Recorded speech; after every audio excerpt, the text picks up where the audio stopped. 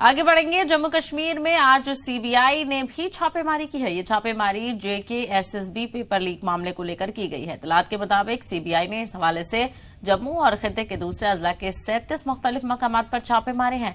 मकामी पुलिस के हमरा सीबीआई की टीम अकाउंट असिस्टेंट फाइनेंस का इम्तिहान पास करने वाले उम्मीदवारों के घर पहुंची है और उनसे पूछताछ के बाद अहम जानकारियां हासिल की। इत्तलात के मुताबिक सीबीआई ने जम्मू के 30 मकामात पर छापे मारे हैं। इसके अलावा उधमपुर, रियासी, डोडा, राजौरी और सांबा इलाके में भी छापेमारी की गई है। इस हवाले से कश्मीर में भी तलाशी चल रही है। बता दें कि असिस्टेंट अकाउंट फाइनेंस का एग्जाम गुज़िश्ता साल 6 मार्च को हुआ था। एग्जाम में बेज़ाब्तगी की शिकायत के बाद सीबीआई ने नवंबर 2022 में मामला दर्ज किया था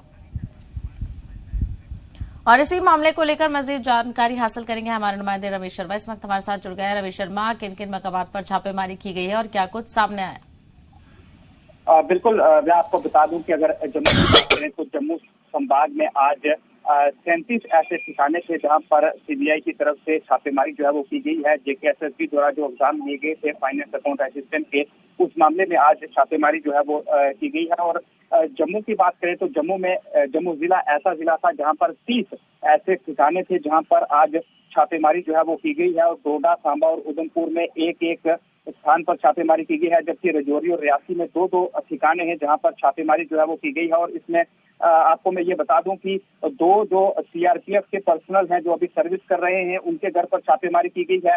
2 फॉरेस्ट गार्ड हैं जिनके घर में छापेमारी की गई है।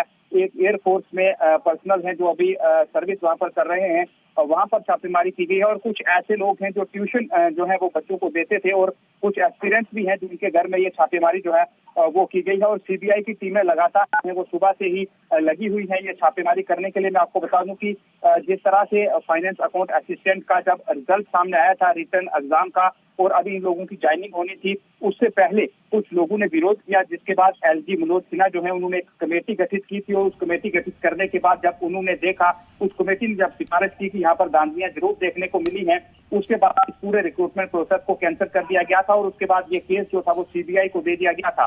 सीबीआई ने इससे पहले भी छापेमारी जो है वो की है। एफआईआर दर्ज करने के बाद सीबीआई पहले भी छापे मार चुकी है और अभी भी जो छापेमारी है वो लगातार जो है वो जारी है। जी साहिबा। रवि, साथ ही साथ 20 लोगों के खिलाफ केस भी दर्ज किया गया है। वो कौन कौन लोग हैं जिनके खिलाफ केस दर्ज है? क्या इस हवाले से जानकारी मिल रही है?